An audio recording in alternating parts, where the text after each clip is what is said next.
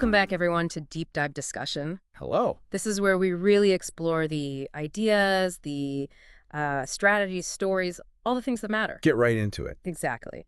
And a big thanks, as always, to Estayo, the producer of our program. So today we're looking at this fascinating book, Wired to Resist by Britt Andreatta. Yeah, it really gets into the why behind something we all experience. Right. Why do we push back against change? I mean, even when logically, it might be a good thing. It's such a common human thing. So we're going to use Andreatta's work as our guide today, really unpack the brain science involved. The neuroscience of it all. And she offers this model, too, for kind of navigating change more effectively. Yeah, the Change Quest model. We'll get into that. So the mission today is pretty clear. Let's understand the biological roots, why we're wired this way. And then pull out some practical, usable strategies, ways to work with our biology rather than just fighting it all the time. Exactly. So let's dive in. What's the kind of the core idea here? This resistance it's not a personal failing. No, not at all. And that's so important. It's fundamental to how our brains are designed, primarily for survival. Okay, survival. So change equals potential danger. From the brain's perspective, often yes. Think of it like a security system. Change means the unknown, and historically the unknown could hide threats. So the brain flags it. And what's the mechanism for that flagging? What happens inside? Well, there's this little area, the amygdala. It's like the brain's smoke detector. Right. It's always scanning, and when it sees something new or unfamiliar, it can hit the alarm bell, interprets it as a potential threat. And that triggers... the release of stress hormones. Yeah. Cortisol, adrenaline, the classic fight or flight chemicals. Even if the change is just like a new spreadsheet format at work? It can be. Yeah. That initial unfamiliarity is enough to set off that little cascade. It feels threatening on a basic level. Wow. Okay, that explains that sort of immediate tension you can feel. What about homeostasis? The book mentions that too. Yeah, homeostasis is huge here. It's the brain's drive for stability, for equilibrium. It likes things predictable, steady. Like keeping the temperature just right. Exactly. Familiar routines, habits, they're energy efficient for the brain.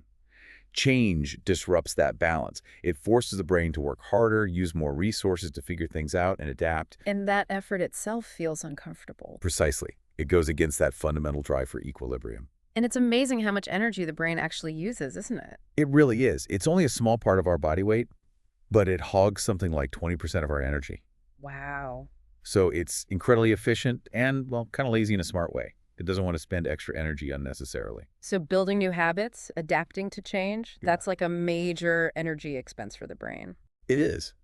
Our existing habits and ways of thinking are like well-worn neural pathways, super efficient, forming new connections, learning new ways that take significant metabolic effort. So the brain naturally prefers the paths of least resistance. So it's not stubbornness, it's energy management. Largely, yes. Yeah. It's biology being efficient. And then you layer on top of that something called the negativity bias. Right. We pay more attention to the bad stuff. Basically, yes. Evolutionarily, it made sense to be hyper-aware of potential threats. Missing an opportunity might be disappointing, but missing a predator could be fatal. Okay. So when faced with change, this bias makes us more likely to notice the potential downsides, the risks, what we might lose before we focus on the potential benefits. It's a built-in caution mechanism. Okay, so we're wired to resist, it's energy intensive to change, and we're biased towards seeing the potential problems. That's quite a combination. It really sets the stage for why change can feel so challenging. So what does this resistance do to us physically? It's more than just a feeling, right? Oh, absolutely. That perceived threat we talked about, it triggers a real physiological stress response throughout the body. Right. Increased heart rate, maybe muscle tension, sometimes even digestive issues. Your body is genuinely gearing up to face a perceived danger. And if the change is ongoing, or there's a lot of it, then that stress response can become chronic. Yeah. And that's where it gets problematic. It can impact our cognitive function, things like focus, memory, decision-making. They can all suffer. Makes sense. It's hard to think straight when you feel stressed all the time. Exactly. And long-term, chronic stress has all sorts of implications for our overall health and well-being. It really takes a toll. But it's not all doom and gloom. The book suggests we can actually get better at handling change, build resilience. Yes, definitely. That's the hopeful part. Our brains have this amazing capacity called neuroplasticity. Meaning they can change and adapt. Throughout our lives, yes. Mm. We can form new connections, strengthen new pathways. So every time you successfully navigate a change, even a small one, you're actually strengthening the neural circuits for adaptability. Like building a muscle. That's a great analogy. You're building your change muscle. So the practical takeaway here is, first, become aware of your own physical signs of resistance. What does stress feel like for you? Mm-hmm. Then, actively use stress management techniques that work for you. And importantly, build in recovery time. Change uses energy. You need to replenish. And maybe try to minimize other unnecessary stressors if you're going through a big change. That's smart too. Conserve that energy for the adaptation process. Okay, now let's talk about the change quest model. Andreatta presents change as this journey. Yes, not as a single event you just switch over to, but as a process, a journey with predictable phases. Yeah. Like a quest, as the name suggests. And what are those phases? She outlines 5 main ones: shock, anger, rejection, acknowledgement, and finally, integration. Okay. Shock, anger, rejection, acknowledgement, integration. Can you give us a quick feel for each one? Sure. So shock is that initial phase, maybe disbelief, feeling disoriented, what just happened. Yeah. Anger often follows frustration, resentment, feeling like the change is unfair or wrong. Resistance is usually high here. Mm-hmm. Then rejection. Rejection is often about trying to avoid it, deny it, maybe find ways around it, hoping it'll go away, kind of digging your heels in. Okay. Acknowledgement is the turning point.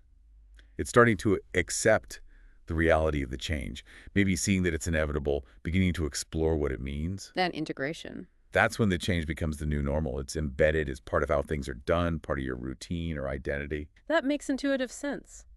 I can sort of picture people I know, maybe myself included, going through those stages. It's probably not always linear, though. Oh, definitely not. People can bounce back and forth, get stuck in a phase for a while. It varies hugely depending on the person and the specific change. So what's the value of knowing these phases exist? The key thing is understanding that people need different kinds of support depending on which phase they're in. Ah, okay. So you wouldn't talk to someone in shock the same way you talk to someone in acknowledgement. Exactly. Someone in shock needs clear, simple information, reassurance, maybe just space. Someone in anger might need to vent, to feel heard and understood, even if you can't change the situation. Right. So it allows for a more tailored, more effective approach to supporting people through change. Precisely. You can map where individuals or teams might be and adjust your communication and support accordingly. And running through all of this, underlying these phases are emotions, right? It's not just a logical process. Absolutely central. Emotions are not a sideshow to change. They're the experience of change for most people. And each phase has its dominant emotions. Generally, yes. Shock might be dominated by fear, anxiety, confusion, anger. Well, that's obvious. Rejection might involve sadness, detachment. Acknowledgement could bring tentative optimism or curiosity. Integration may be relief or acceptance. Understanding those emotional patterns seems really key. It is. And the big insight is that acknowledging and validating those emotions, not dismissing them or telling people they shouldn't feel that way, actually helps people move through the change process faster. So creating space for people to express how they feel is actually productive. Very much so. When people feel heard and understood, even if they don't like the change, it reduces the intensity of the resistance. Using emotional intelligence becomes crucial. That ties into mindset as well, doesn't it? The book talks about growth versus fixed mindsets. Yes, a huge factor. Your mindset, your basic belief about whether your abilities are fixed or can be developed, really shapes how you react to change. So a growth mindset person sees change As an opportunity to learn, to grow, to develop new skills. They're more likely to embrace the challenge, even if it's difficult. Whereas a fixed mindset person might see it As a threat. A situation where they might fail or look incompetent because they believe their abilities are static. So they're naturally more resistant because change challenges that fixed view. But the good news is mindsets aren't totally fixed, right? We can cultivate a growth mindset. Definitely. Through the language we use, focusing on effort and learning rather than just outcomes, celebrating progress, reframing mistakes as learning opportunities, leaders and individuals can actively foster that growth perspective. That's empowering. And change doesn't just affect our skills, it can sometimes hit our sense of identity, who we think we are. Oh, absolutely. Particularly significant changes like a career shift, a major organizational restructure, even life changes like moving or retirement. These can disrupt our roles, our relationships, the very definition of who we are. And that feels even more threatening. Often, yes. Resistance can be much stronger when our core identity feels challenged compared to just, say, learning a new process. This is where self-efficacy also comes in our belief in our ability to handle the situation. If change makes you doubt your competence or your place, it's tougher. So navigating that requires... It often requires an evolution of identity. Leaders and individuals need to acknowledge that impact, maybe help build bridges between the old identity and the new one, build confidence through small wins, and provide role models who've successfully made similar transitions. Thinking about leaders specifically, the book mentions their emotional state is contagious. Highly contagious. A leader's anxiety or negativity during change will ripple through a team, amplifying the threat response. Whereas calm and optimism Can help calm the collective nervous system, create a sense of psychological safety, and make people feel more capable of handling what's coming.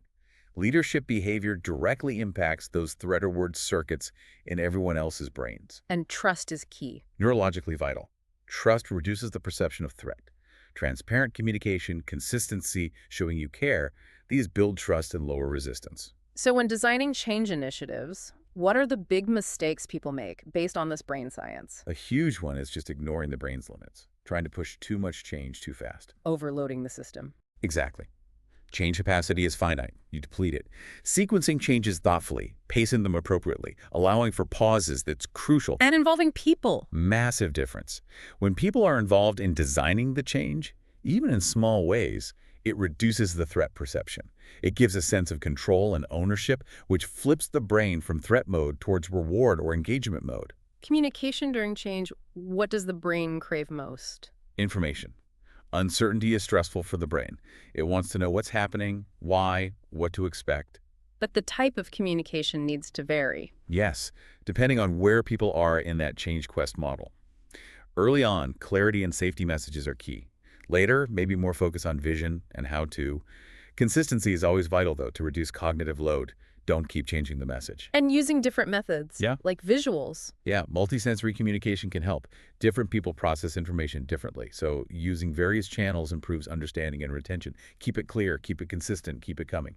So ultimately, we can actually build this resilience, this ability to handle change better over time. Absolutely. Resilience isn't fixed. Like we said, successfully navigating change builds those adaptive pathways. Practices that support well-being, mindfulness, exercise, connection, reflection, they all strengthen the brain's capacity to adapt. And recovery periods. Can't forget those. Crucial. You need downtime for the brain and body to consolidate learning and recharge after the effort of adaptation. You can't sprint a marathon. This has been so insightful. It really reframes resistance, doesn't it? It's not a flaw. It's biology. It's biology. And understanding that allows for a much more effective and, frankly, more humane way to approach change for ourselves and for others. So here's something for you, the listener, to think about. Considering this change quest model, the shock, anger, rejection, acknowledgement, integration phases, where do you typically find yourself when facing significant change? Or where does your team or organization tend to hang out? That's a powerful reflection. Just knowing that, understanding your own pattern or your group's pattern, how could that fundamentally shift how you prepare for and navigate whatever changes are coming next? Really interesting question to ponder. Well, thank you for diving deep into the neuroscience of change resistance with us today.